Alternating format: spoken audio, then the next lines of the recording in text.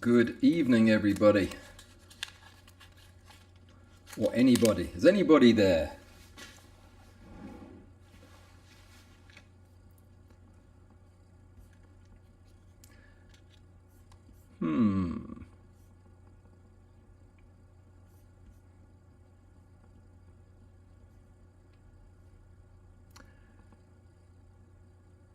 Hey there, snap phase.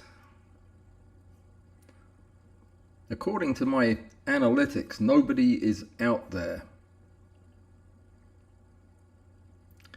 Well, that's okay. I'll talk to myself. I don't know if maybe I just haven't turned it on or what the problem is. It says there's nobody there. Is there anybody there? It looks like Allan and Snap Phase and Mr. Arctic Penguin, Jack. Walter's there, so everything's right with the world. Yeah, everybody's there. So I think my machine's broken. It still says there's nobody there. But anyway, how's everybody doing this week? Last week in November. Gosh, Thanksgiving last week. Did anybody enjoy Thanksgiving? Or everybody? Is that the done thing? I think so. I didn't remember it was Thanksgiving until lunchtime, so I just worked that day. There's some unfinished business from last week. At the end of the stream, we were talking about, somebody asked about an El Nickel, the 63mm one. Apparently there are three 63mm ones, or at least two, a 2.8N and a 3.5 and maybe a 4.0. It's hard to tell whether people like it or not. Some people rave about it, some people don't. The reason it even exists, it's kind of in the middle ground between the 80 and the 50, and apparently it's because it was used for enlarging 40mm by 40mm negatives and pictures, I guess. That was the size of 127 film, and that's why that lens even exists. Apparently other lens makers went with a 60mm medium in the middle lens. I've heard very little about it. I hear people talking about the 80, which to me is a bit pointless in macro, because once you get above 50 you're not really getting much magnification, and I've never seen or used the 60. So I can't really tell you any more about it than that. So I kind of dodged a bullet there. Let me see who's here, and then I'll tell you what we're going to do tonight, unless somebody has questions. Put question in a big, bold thing when you have a question, so I can get straight to it. Somebody gave me some advice last week that there's a button that you can press that makes your question light up in a different color. But then I immediately forgot what they told me, so I can't tell you what to do. If the person who knows how to make your question glow, please tell me in the chat, and we'll get people to do it. I know there's a button that does that. By the way, last week, unbelievably, I almost fell out of my chair after the session. I gathered like $47 from you guys towards the replacement MF12s. I was completely taken aback. I was thinking maybe $3 would end up in there. That's what that dollar thing at the bottom is. It's just if you want to join the fun. It's so much fun to chip into the MF12 fund. It's been almost a year, and I'm down to 50% left. So I'm trying to get ready for next year. All right, let's see who's here. Jack, how you doing? Have we had you here before, Jack? I don't recognize the name. If not, welcome, and please do come back. We do other things as well as this. Did anybody get a chance to look at the bug purchasing video, other than Robert, who I saw did? If you have any questions about that, there was so much I had to leave out because of the time constraint.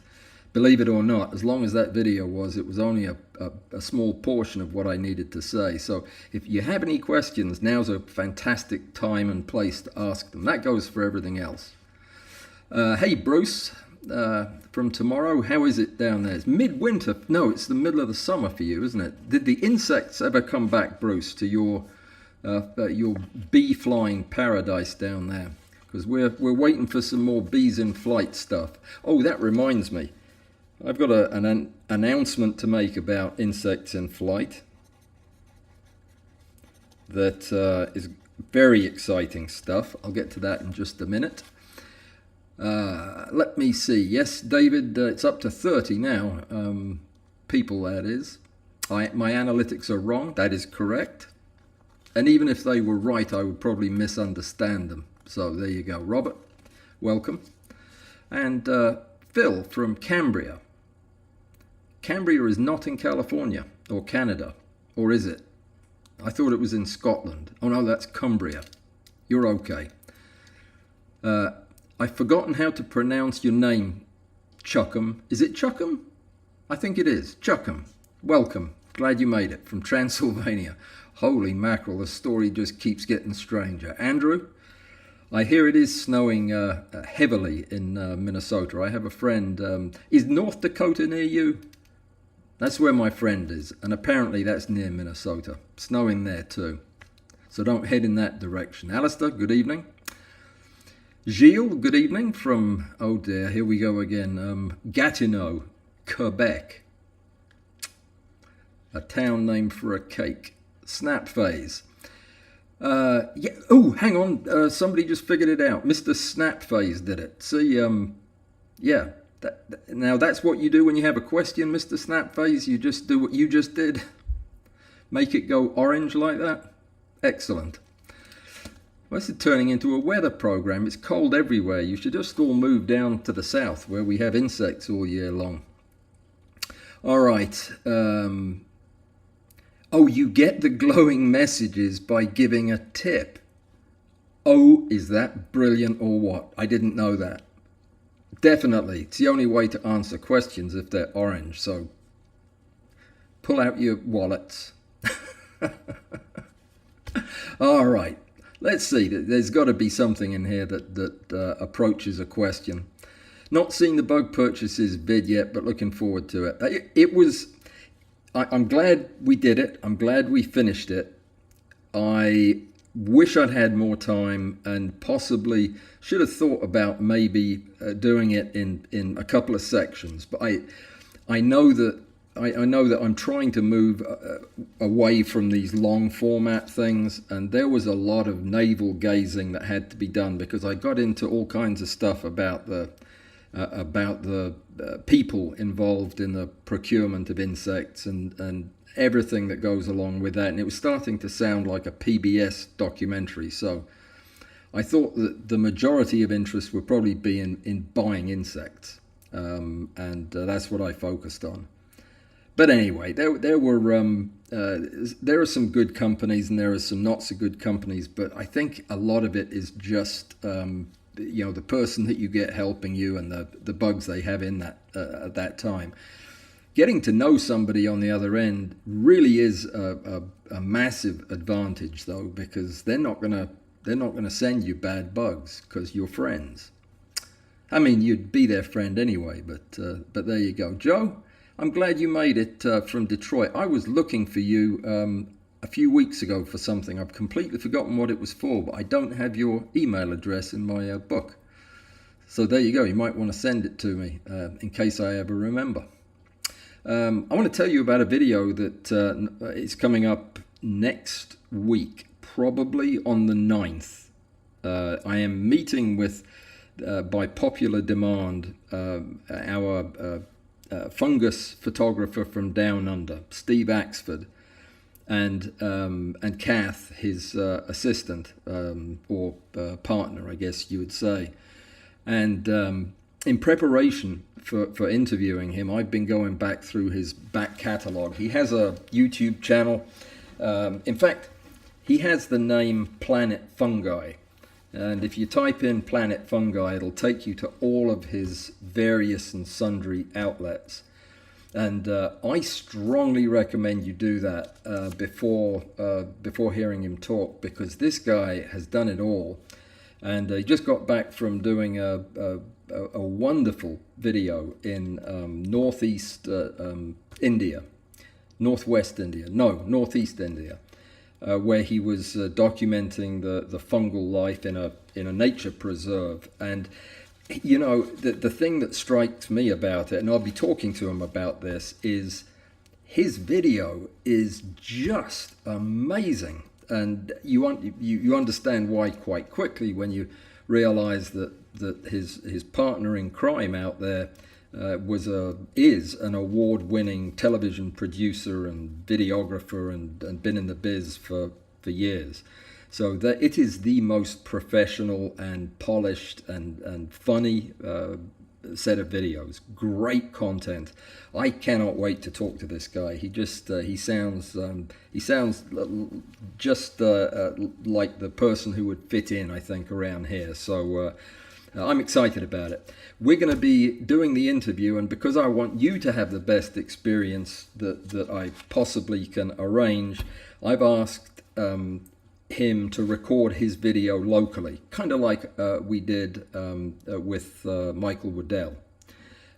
So he'll record his video and Kath's video and sound and everything and send it to me, and I'll edit it. Now that may, because of the big time difference, 17 hours, that may push me into the next day before I can get it fully edited and out to you. But as soon as I possibly can, I will. And I think it's going to be great. I've already put together the questions that I got from my Patreon folks, turned in a whole bunch of great questions, and I've sent all that stuff off to Steve. So he'll be looking it over and hopefully putting together some video footage and some photographs to share with us. So it's going to be a big event. It's going to be a lot of fun. I know it will be.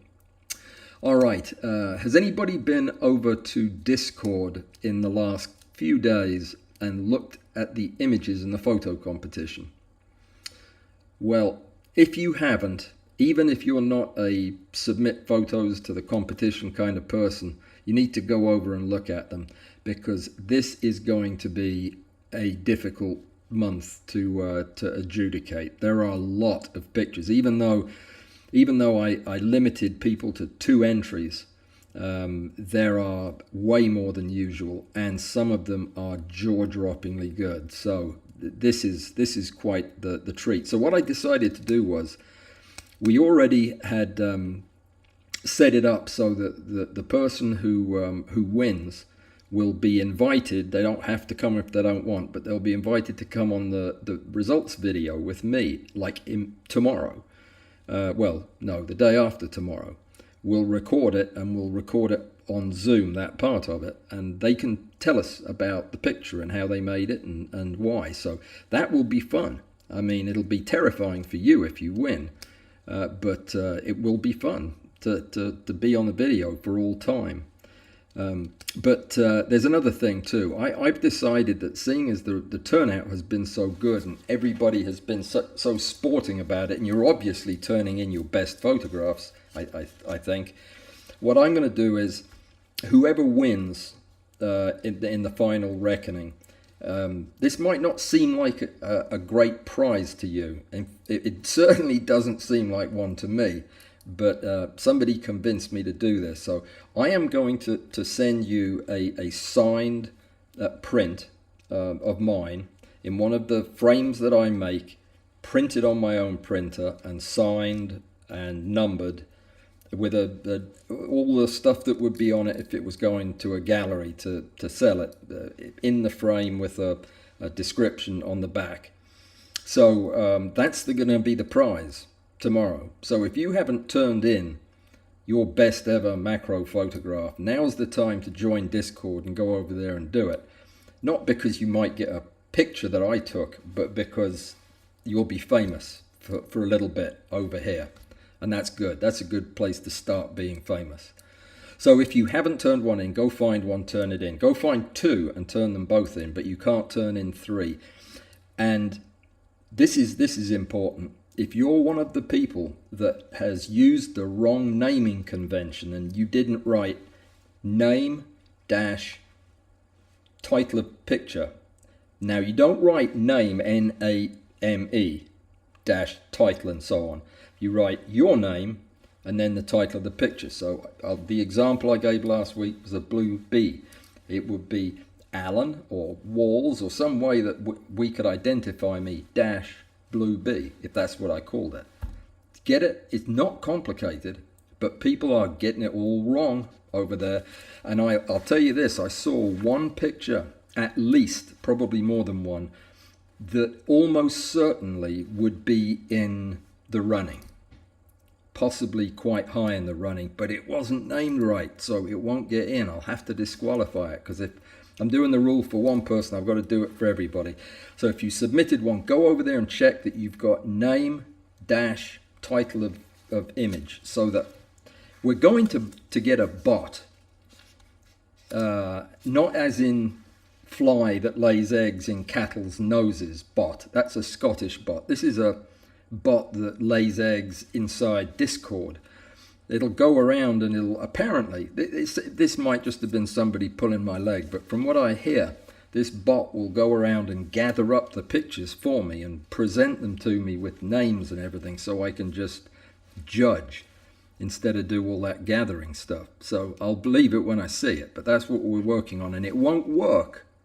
The bug thing, I mean the bot thing won't work unless you follow the naming convention. I think I just saw a question show up. No, it was a bunch of thumbs from Arthur. What's up, Arthur? Glad you made it.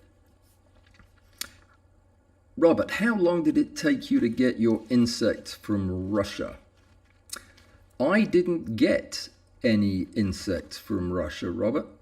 Nope, I got them from the Czech Republic. Was as far east. There wasn't a Russian group in there that I'm aware of. I mean, I didn't receive any shipments from Russia, unless I ordered them and they still haven't arrived yet, in which case your answer's about 6 months and counting.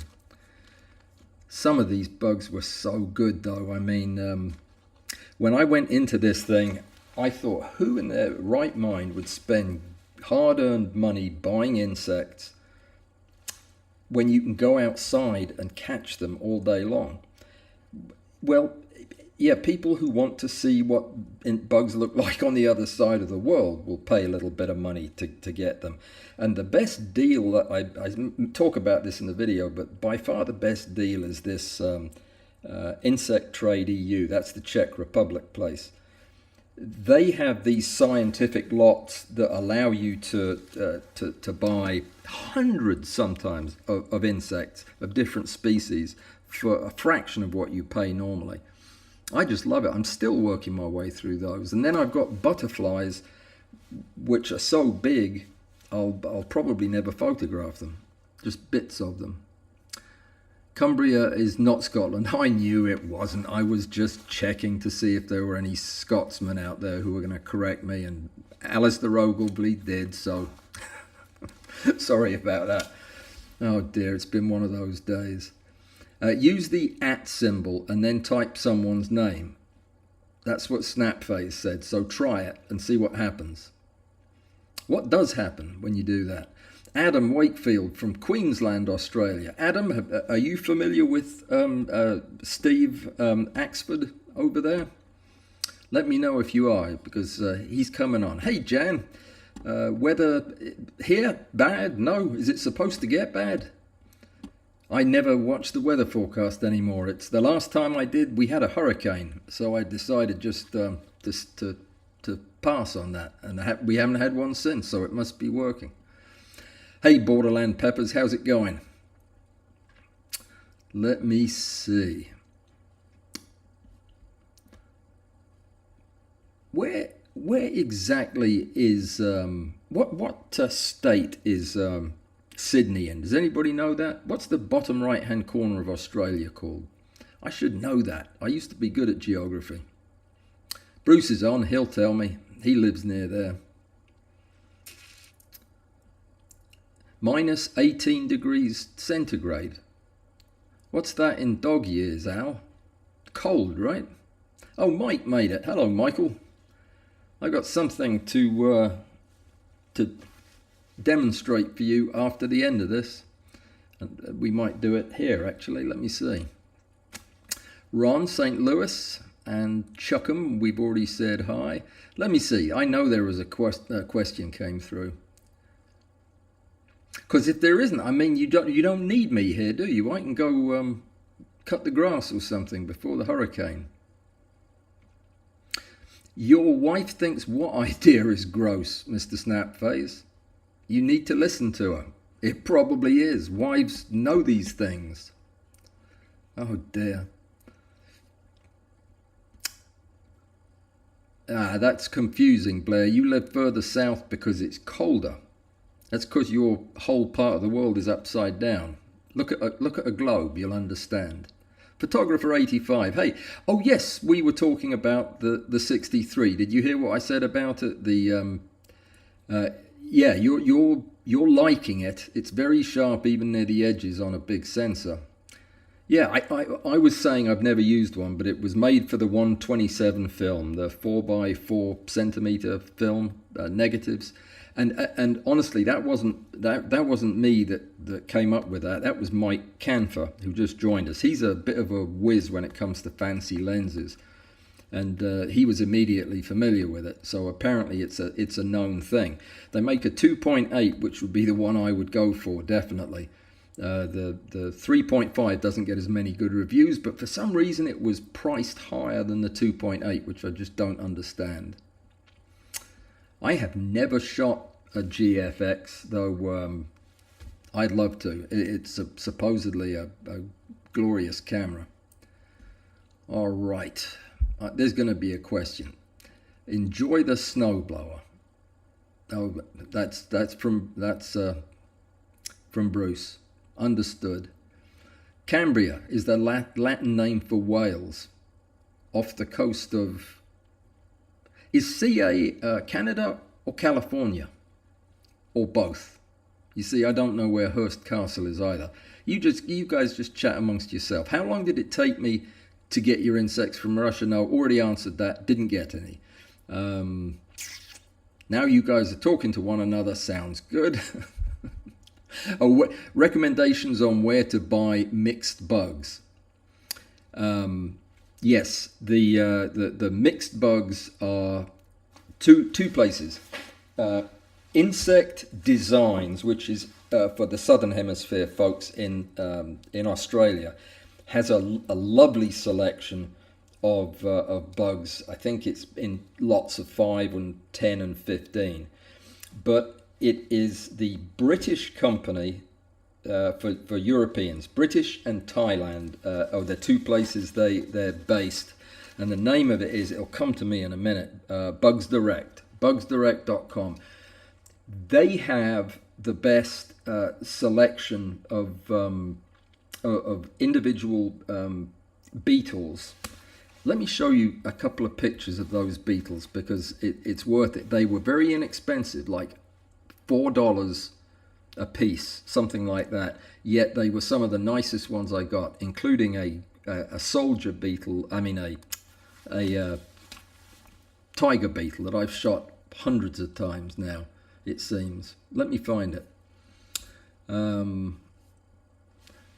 I thought I'd lost all of my pictures for the from the bug study until I found them all. Thank goodness, as I was editing the video, because I put them in another catalog, but I've got it right here somewhere. Let me show it to you. Here they are. So, for some reason, these are all dark. This is that weevil I was talking about in the video. See how big it is?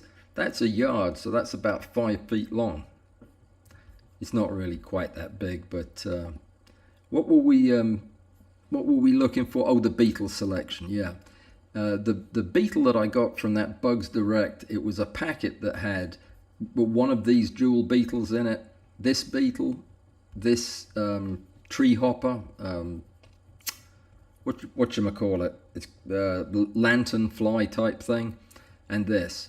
The lanternfly is actually, it's this guy's nose that's the cover of this live stream. So this is the place. Bugs Direct is one of the places, especially if I was in Europe, that I would consider going to get a good selection. I'm trying to find the pictures I also did a tutorial on pinning bugs, which is why I have so many bizarre looking photographs. This guy came from that selection of beetles, and he's a beauty, as is this character here. So I haven't edited the ones that I didn't use, so let me brighten them up so you can see his colors. But yeah, I mean, they're there you go. They're some beautiful specimens for next to nothing price wise. Also one of my favorite weevils, though this one was from Big Bugs. They have good selection, but man, they're expensive. Anyway, that's another view of that same beetle that I just showed you. It's a longhorn, and it looks painted. It looks fake for some reason, but it's not. It's the real McCoy. These are 3 butterflies from 3 different places, and guess where the ratty one came from? The Butterfly Company.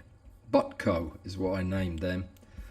Yeah, they're yeah, that was a disappointment. You know, it's something that they do. Those of you who collect insects already know this, that many times when you buy butterflies, they will pinch the abdomens off them, which is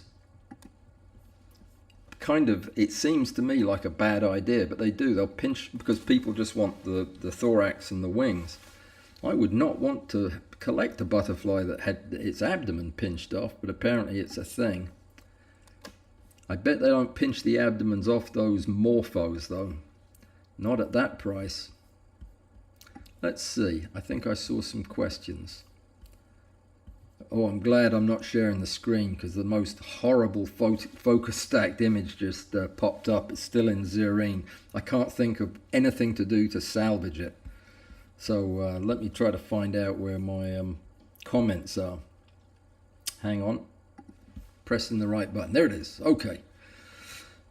John joined us. Excellent. Glad you made it, Bruce.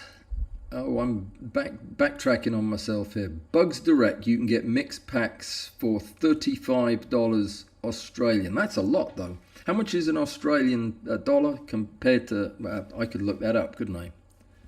Well, I won't do it now. I think it's like a Canadian dollar, less than ours, money-wise. If that's the case, that's a reasonable price, I suppose, $25 here.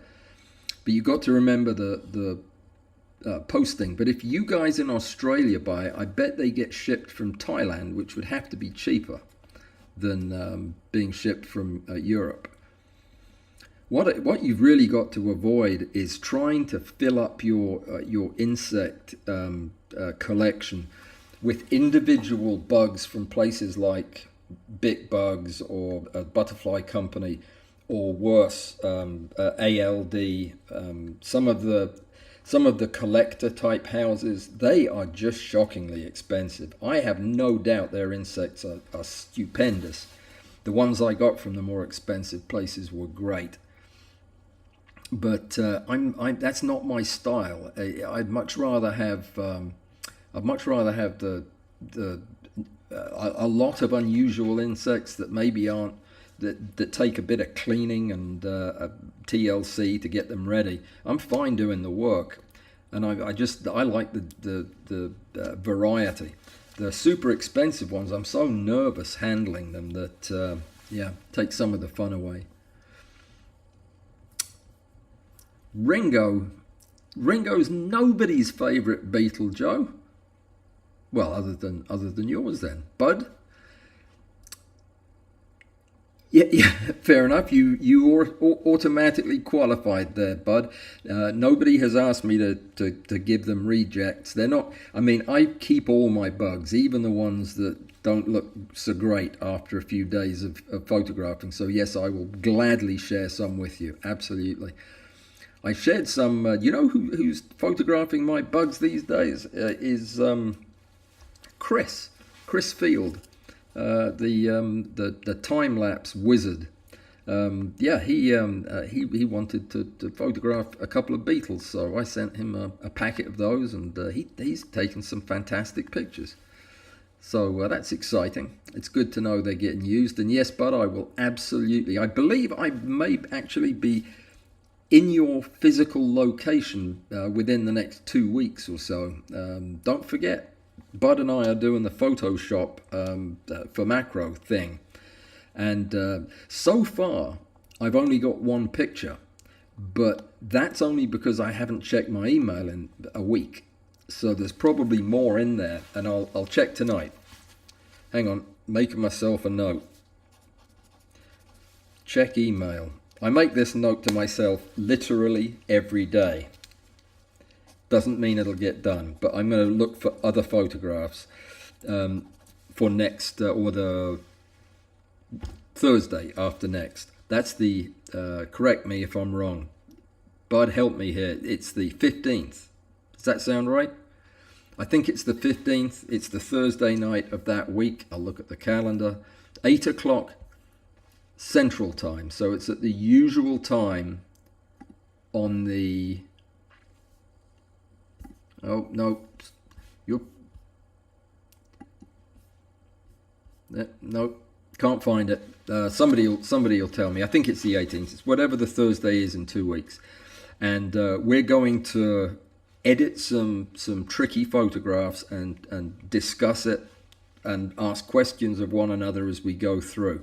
So it'll be a seat of the pants kind of informal Photoshop tutorial, and it's going to be specifically for macro. So don't come looking for lessons on frequency separation and skin tones and you know, vistas and panoramas and things. We're talking bugs and flowers and little things like that. So come with your questions though, by all means.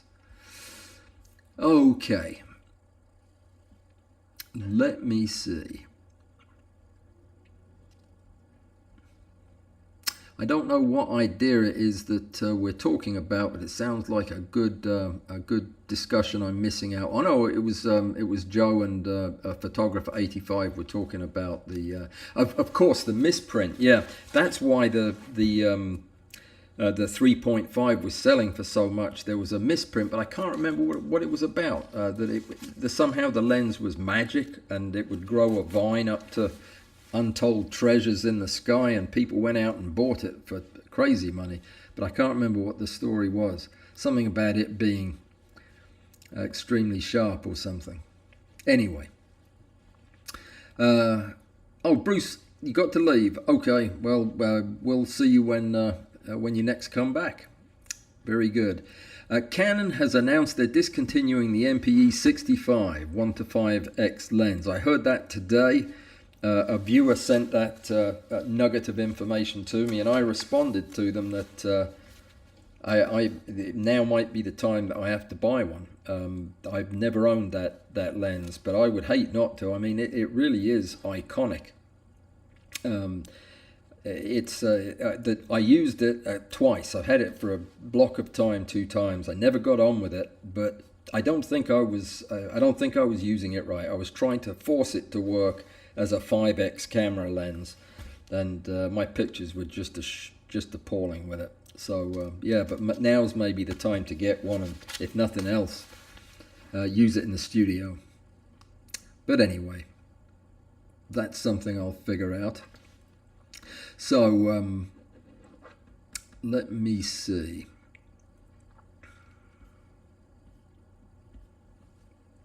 Blair's got a question, and he lit his name up in orange. That's brilliant. How do you store and organize your bugs when you have a lot of them?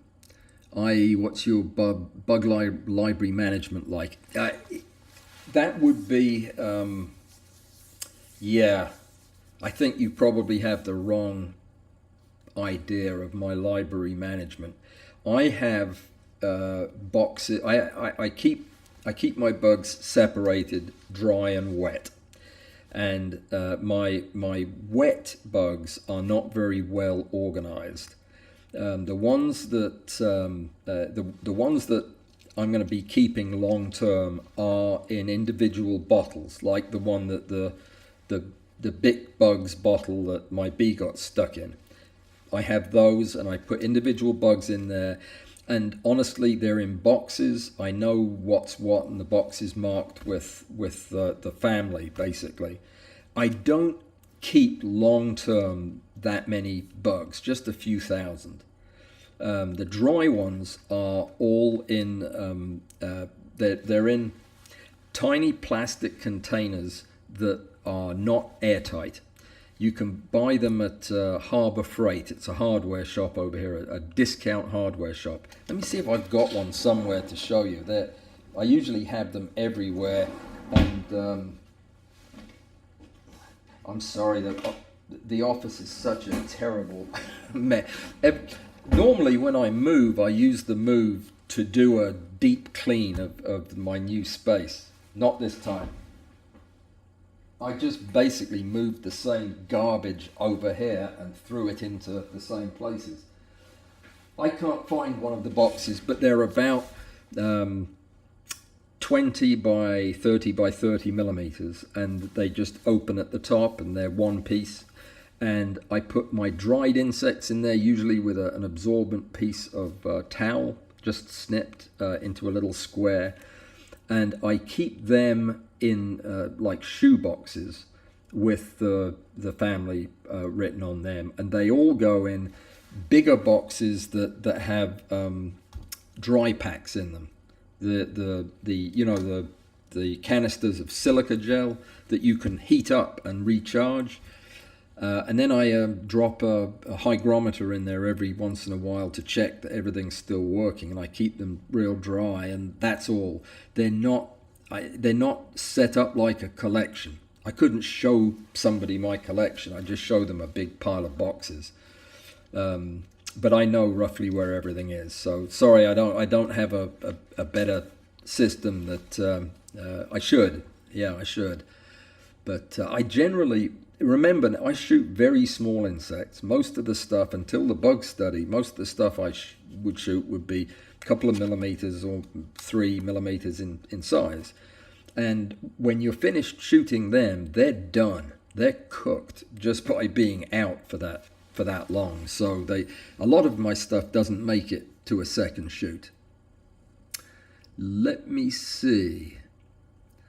Michelle Cox, you got lost in a book and you lost track of time, and you expect us to believe that? Well, we'll just keep going at the end until you've had your fill. All right, where do I live in the US? Paul wants to know. Paul, if you're familiar with the Gulf Coast, if you go to Florida and go up towards Canada and turn left, I live there. Right at Mobile Bay, which is halfway between the capital of Florida and New Orleans. Yeah, that's where I live. Directly south of Chicago, 400 miles or so, on the seaside, and in probably one of the buggiest places north of Florida. All year long, winter, summer. Joe's talking about UV lenses. That was one of the reasons that... was that the rumor that was going on with the 63 millimeter? It might well have been. That might have been what it is. And Bud just confirmed it is the 15th. Photoshop. Actually, we should probably call it Photoshop and Lightroom and Xerine and Helicon for macro work thing, because we're going to end up talking about all of these programs. But by definition, you can't really edit a picture without the rest of them. So we'll probably get into that, won't we, Bud? I think so, probably. Anyway, we'll come up with a name for it. You've been looking at the Laowa 2X lenses, snap phase. Let me tell you something about them. I thought that's a good idea, but understand this.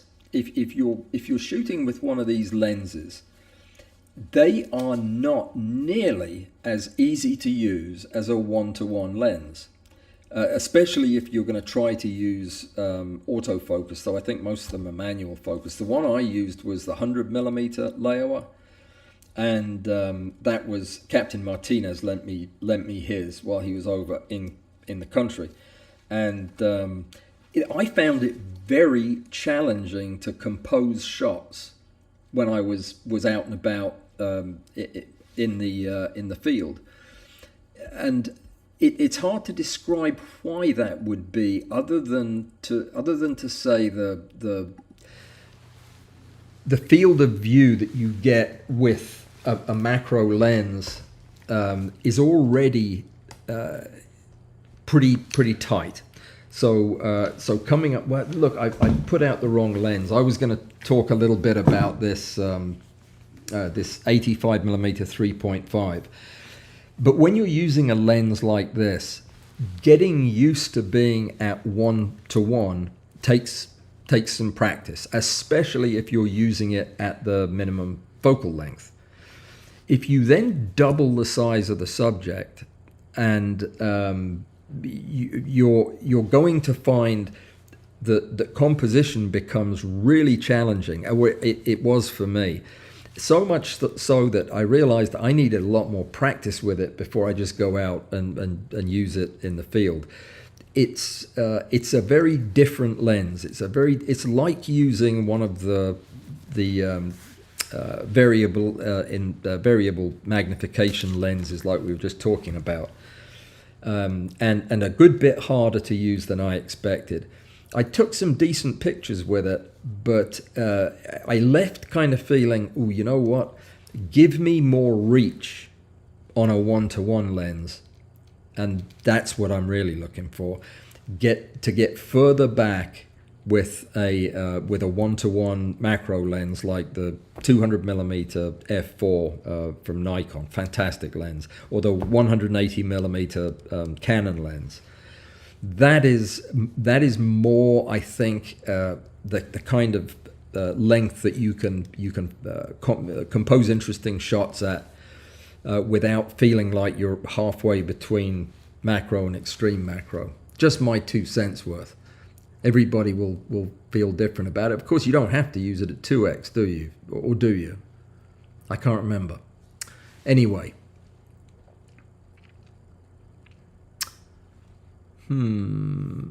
Yeah, I heard that Canon was getting rid of all of the regular glass. I guess everybody's now going 100% mirrorless, which means I'm going to have to at some point. I don't know about that. What do you think I should get, guys? Should I stay with Nikon? I love Nikon, but the glass isn't going to be much. There's only a couple of lenses that I have that I would be tearful to part with. This one is probably the main one that, yeah, I probably would stick with Nikon just to not have to give that lens up, even though I'd have to get an adapter. It's the 2470 and it's the old one, but it doesn't even have internal focusing, but still. What do you think the best mirrorless is today? Is it one of those big the Z9? No, Z9, or is it the R3 from Canon? Who has an opinion on that? Sony's supposed to have good ones too. In fact, I was going to be asking Steve Axford some questions about Sony, because he uses the latest, greatest Sony mirrorless, as does Kath. And maybe it's time for me to start test driving them. I'd love to get some opinions on what you think is best for macro. Probably leaning towards Nikon. Let me see. I see a question. The 63 3.5 was an exceptional performer for UV, right? And it's just so, right? And it was the UV stuff that got the misprint of the UV that got it super popular and expensive all of a sudden, I think. Yeah. it's a shame to see all of these iconic lenses disappearing, and the cameras too. I understand the march of time and all of that, but I don't know that everybody's given this quite enough thought. I mean, there may be more applications that mirrorless is an improvement, but there are still some that I think that, I don't know. It's hard to imagine using an electronic viewfinder. Gosh, but I'm not going to have any choice, am I? Because they're not going to make these things anymore. You can't do without your 50mm f2.8 lights photog, Joe. Well, I can do without it. I don't have one. In fact, I don't think I've ever seen one. Oh, you've got the 180 Canon, Michelle. Do you like it? You love it? But you're interested in going above 1:1. Okay. Have you ever put a little extension on that, or used a diopter or anything of that type?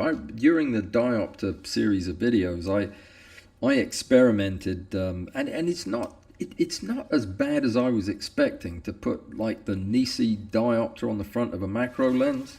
I mean, it wasn't great. It added a little bit of fuzziness to it, but it was better than extension as far as allowing you to use the camera. But I suppose we're all macro photographers, so we're not going to be happy with anything other than the real thing. I would love to try that 180 though. That sounds like a good one.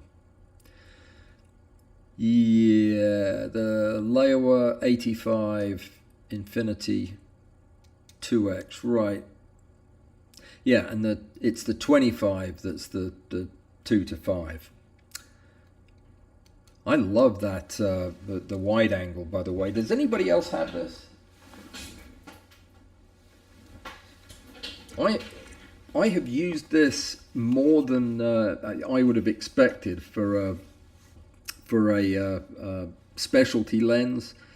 It's really a very useful creative tool. Once you start playing around with it, it can really open up some fresh ideas. But I'm loving it. It's a great lens, completely manual, and I love the tilt function in it, the shift function in it. What did I say? Tilt or shift? Shift, tilt. Said them both. There you go. Hey macro, everything around me. You use the 100 f2.8. You don't have a very deep focal plane. Well, not at f2.8 you won't. That lens is, that 100mm 2.8 is a lot sharper if you close down that aperture a couple of stops. I found. I mean, I found about 5.6 or thereabouts. It was at its best, but it is, yeah, shallow depth of field for sure, as you would expect. Yeah, the Bud's agreeing that the post-processing of macro images should include Adobe, Xerane, and others. Yeah. Joe's thinking I should stay with Nikon. Yeah, Sony menus. I've got a few old Sony cameras, and the menus weren't good then. I hear they're not a whole lot better. Yeah, I've heard. The other thing I didn't like about Sony, now this admittedly was the A666 something or other. I couldn't get around how small it was in my hand. I didn't like that. The Canon R3 that I was shooting with about 2 weeks ago, that thing is like having a toaster oven in your hand. It is ginormous, and I think somebody told me that the Z9 is even bigger than that. So yeah, I love a big heavy camera. It just it inspires confidence in me. I like them like that. It's the buttons. That's the main thing. That once you go with all the buttons on a pro level camera, it's just impossible to go back to menus, and these things are bristling with buttons. I was shooting a short this afternoon, and I shot 3 of them last weekend. I just haven't had a chance to edit them yet, but they should be fun. I thought it was time I did some shorts again. They're difficult to do. Yeah, I told everybody, when was it? Yeah, at the last time that I was here, that I was going to be doing some spontaneous live streams when I was doing this, that, or the other.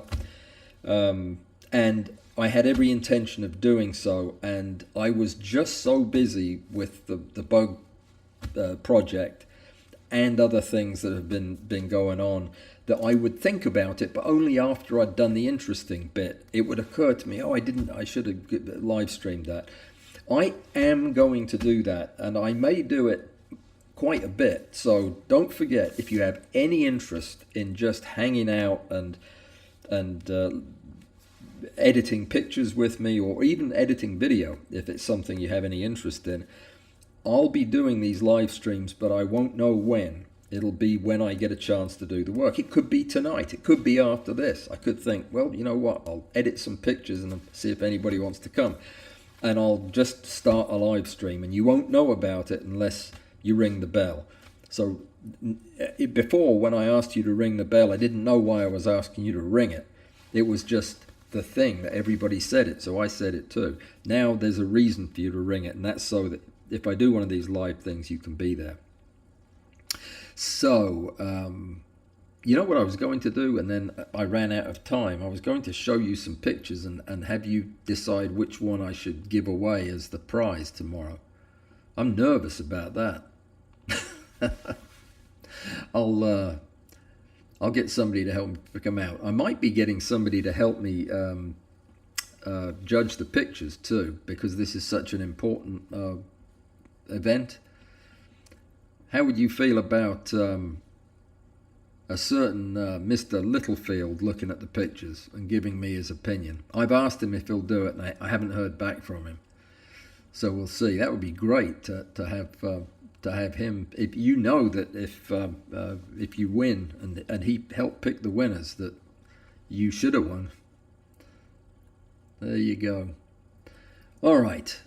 I'm not going to get into that conversation because I have no idea what you're talking about, Joe and Blair.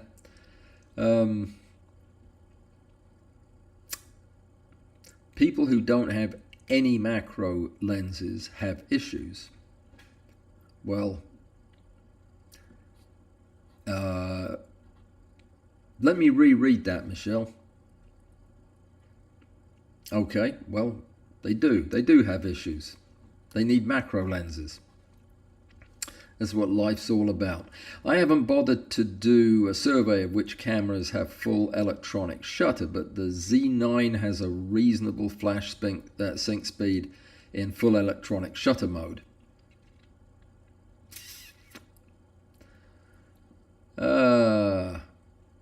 Yeah, I don't know. This is the kind of question that I would kind of survey the folks in the biz that I trust. I'm constantly surprised. Steve up in Alaska, Canada, Vancouver, was one of my friends who got a new digital camera this last year, and was so taken by it, it got me seriously thinking about the fact that I was going to have to do this. And I haven't talked to anybody who isn't just blown away by the high-end ones. Now, a lot of people are not as thrilled with the less expensive cameras, especially when they don't have all of the bells and whistles that we talk about. And right now, they're just prohibitive. $6,000 for a camera body without a lens? That seems, I thought that half that was obscene for this camera, but there you go. So I'll probably go to our local camera shop and point a few of them around and see what I think. But do you really think it makes a difference? Who out there thinks that your top of the line Sony, your top of the line Nikon, your top of the line Canon are any different? Really, when it comes to using them, are there any glaring differences? I'm not sure that there are any that would make any difference. Not to me, but I may be wrong. Oh, good grief! I forgot to. Somebody just made a point. I've only got 10 minutes, so I'm going to go to this right now. Sorry, I meant to do this earlier. I didn't even look down at my list. I was over on Discord today making an announcement and checking my messages and chatting with people. And I came across a thing that Mr. Opamp, whose real name I don't know, so it's probably a good friend of mine and I don't know who it is. But he went ahead and put some pictures up of something he has done with his Nisi rail. And I want to show it to you because it's absolutely fantastic. You remember the Nisi rail was the manual rail that I figured out a way that you could index it with a pin, by gluing a pin to it. You could, and a few other things, that you could make it a very accurate device for people who aren't ready to get a mechanical rail, an automated rail. Well, this is what Opamp did. Let me find the pictures and then I'll jump you over to the other screen. Whoops. Didn't mean to do that. I know where they are because I checked a minute ago, so I'll go right to them. There they are. So these are not in any particular order, and they keep coming to the wrong screen, but there we go. So let me share it with you.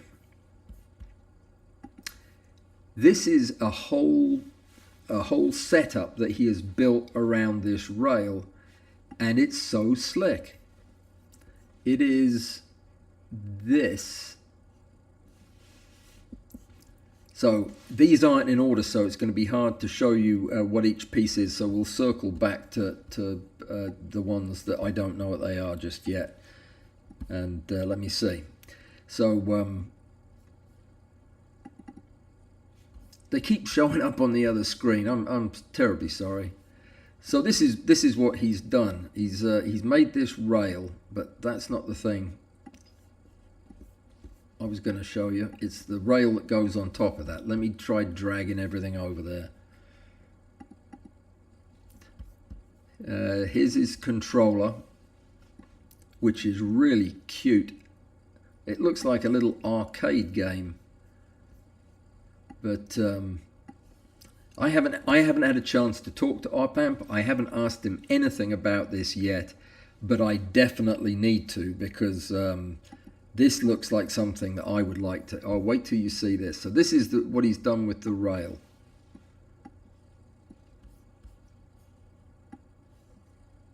Her grandmother, Opamp's grandmother's going to want her crucifix back though, when you get through building this thing, I would guess.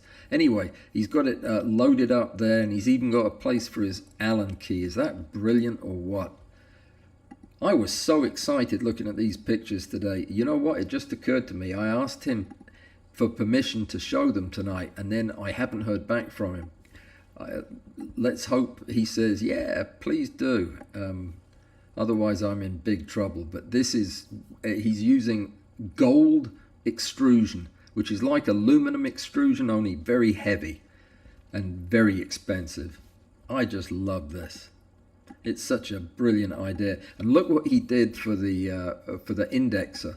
When I had you super gluing or drilling holes and putting pins in, he's built this thing that snaps on and indexes your knob for you.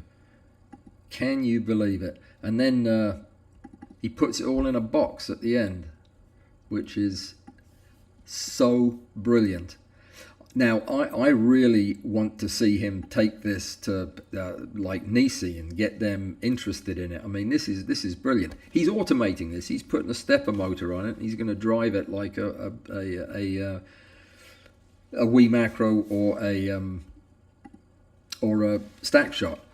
Now, I just left him a message, and we haven't talked further about it. But there's going to be an issue with that rail, because I did take one of them apart a couple of months ago, all the way down to the separate pieces, and the ball screw I mean, the ball that sits on the lead screw is actually not a ball at all. It's just a cast piece of aluminum. So it has a lot of give in it, a lot of wobble, and that's why tightening the screw in the end will jam that against the screw a little better, but it's not accurate. It's got a lot of side to side. It's fine for a one-to-one stacking device, but to use at any kind of magnification, I think you're going to need to replace the lead screw and put in a quality nut. But anyway, I wanted you to see those pictures because that is, I do stuff like this all the time. I make stuff, but it's terrible by comparison to this. His stuff looks actually like real stuff. Mine works, but looks atrocious. His you could sell. Anyway, that was just one of the things I had. You know what? I was going to tell you about something that required a little show and tell, and I'm going to put that off till next week because it's going to have to be built to show it to you. It's over there and it's not built, partially built. So I'll tell you what that is next time, but I'll give you a clue. It involves flying insects. There you go. You know, nobody has volunteered to be a co-judge for the photo competition in 2023. I can't believe that. I honestly thought that I'd get just massive numbers of people and I'd have to do a lottery. I'm looking for 3 people. No, how many quarters are there in a year? I'm looking for 4 people, 1 a quarter, to judge just 1 month. So it's 4 months of the year we're going to have a guest judge, and I'm not going to be involved. You'll look at all the pictures, you'll write up some notes, and you'll judge them, and you'll pick a winner. And then you'll come on the thing with me, and we'll talk about it, and we'll show the pictures, and there you go. It'll be a video, and yeah, and that will be good. It will be good for you. You can say I judged a photo competition if anybody ever asks, but nobody volunteered, which means I'm going to have to start picking people. You don't want that. Definitely not. So think about it. And if you have not posted a picture over on Discord for the competition, this is the competition where there are no rules. Just if it's macro-ish, submit it. And there are some good ones, as I was saying earlier. So the winner is going to be an incredible picture this time. So yeah, somebody volunteer so I don't have to embarrass myself by begging or crying or anything like that closer to the time. You want me to randomly pick a couple of names? Oh, let me make sure there aren't any other questions. I'm a bit disorganized tonight. It's let me first of all make sure there aren't any orange questions, because that would be my priority. All right. Joseph says that my Nisi rails are manual and his have stepper motors. Yeah, well, so does this one, Joseph. That was the point of what I was showing you. It's fantastic. Yeah, and Red-Eyed Loon met the limits at 10x, and that's about right. That's about right. 10 microns. I mean, we proved that you can move it down to about 1 micron, 1.5 microns, but it lacks the precision to do that consistently. 10 is really rocking it. I mean, you're doing a fantastic job if you're getting a manual rail at 10x. All right. John is saying in the UK that we pay pretty much the same price as you guys pay in dollars, but in pounds. Yeah, I agree with Gilles on that. Yeah, you don't actually. Yeah, it's the same pound for pound, but look at what you're getting for that pound. The prices are the same. It's complicated. Anyway, phase 1. Who's getting a phase 1? I can't get a phase 1 camera. Oh, you mean steal one? Yeah, I very much doubt that I'll be able to go to anything quite that nice. Oh dear, would be nice though, wouldn't it? Everybody's a bit testy tonight. What's the deal? Is it hangover from Thanksgiving? Yeah, a rail on top of a rail. That's what I thought. I loved it. All right, the indexer bracket holding the pin is a 3D print. He might be willing to share the... Yes, yes, yes. That's how this came about, Blair. He sent me the pictures and asked me if I wanted the print files. And I don't have a printer. My printer it doesn't work. So yes, I asked him if I could, if he was to give me that stuff, I could share it with everybody, and that's what I'll do next week. If when I talk to him, it turns out that he's trying to reach me to say, don't show those photographs under any circumstance, I think I'll probably not get any luck getting the instructions for how to print it or the code. Just cross your fingers. Whatever arrangement we come up with, I'll let you know next week. In fact, I'll leave myself a note. But yeah, there's plans that he has and drawings and all of that, and I'm going to try to get him to share all of that stuff, and I'll bring it next time. How do you get the knobs off the Nisi? Very good question. I used a hacksaw and then several other tools, mainly a homemade angle grinder. Yeah, they don't come off. They're jammed on there and then sintered or something. They're heat pressed on there. I just cut them off, put an extension on the rod, and put a new bearing at the end. Yeah, it works okay. It's just messy and takes a lot of time. There is no way to screw them off. Yeah. Does anybody, by the way, know? Well, no, you probably couldn't tell me even if you did know who op-amp is. I'll figure it out.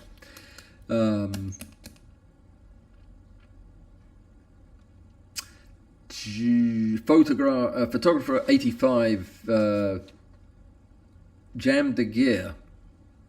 Yeah. I tried everything and ended up I tried drilling through the handle to find the pin that was holding it and everything, and nothing got it off, because it was actually, it's one piece of metal basically.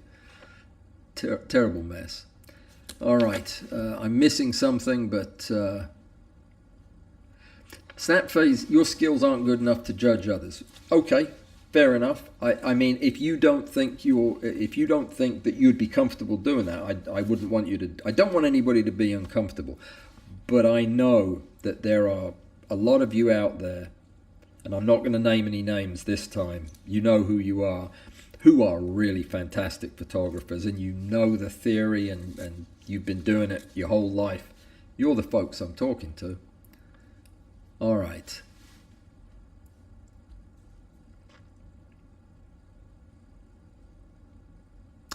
All right, well, yeah.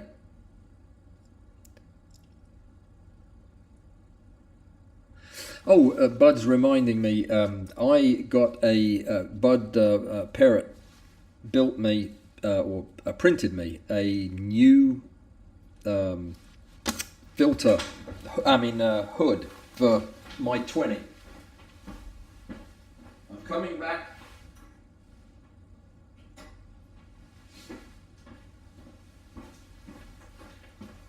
I can't get it off.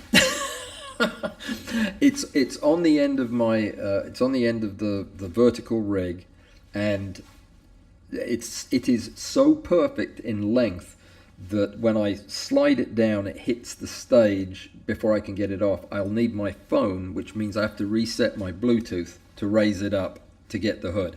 Let me just tell you, it's shaped like the ones I made, only it's 3D printed out of PLA, I think, and he's painted it with that incredibly black material. Hang on a sec, let me try something.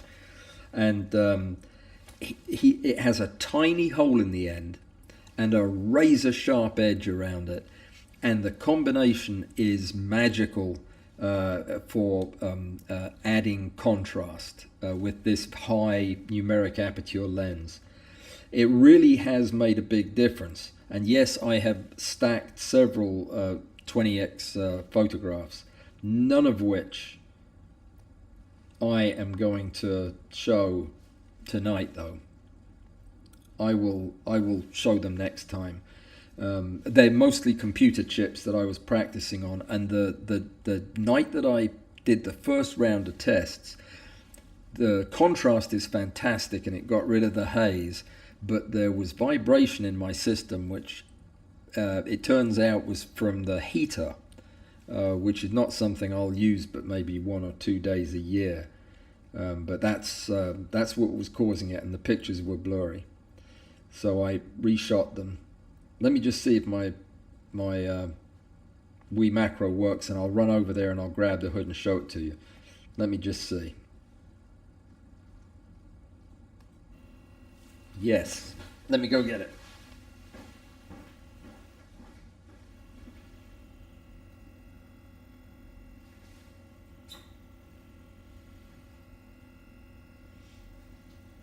Just chat amongst yourselves. Very close.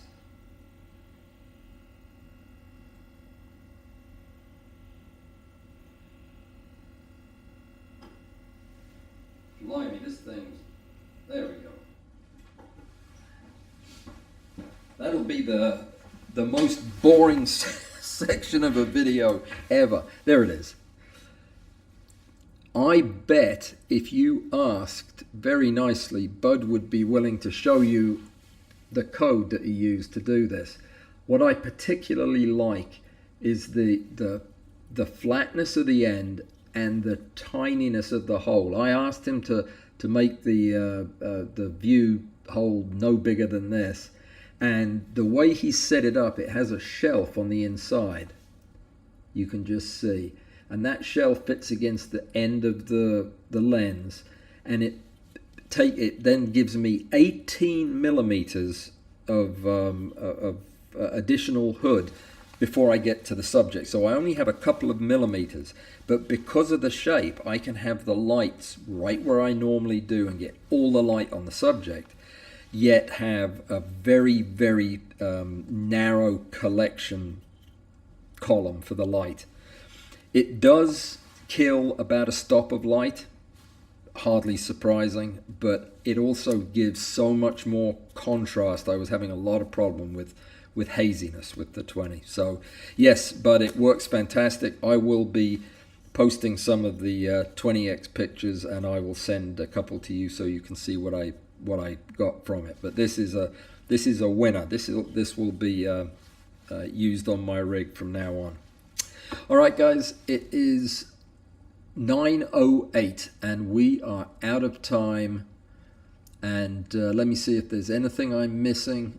I'll stick around long enough to answer any questions.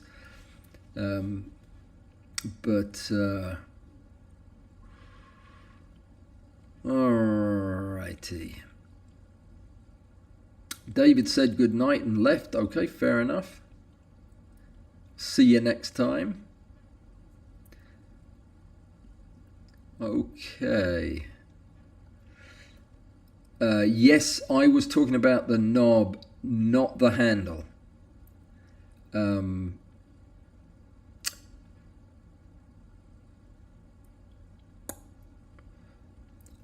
sharing what next week? I'm sharing something next week, but I'm not sure what that is. Oh, the photographs that I took with the 20, sure. All right, I think I've answered everything.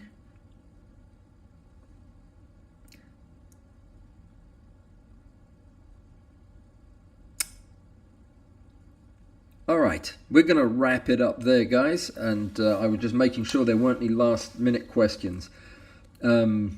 Thank you for coming. Sorry, we didn't have did we have any questions tonight, or did we just chat? Which means I just chatted. You know how tiring that is?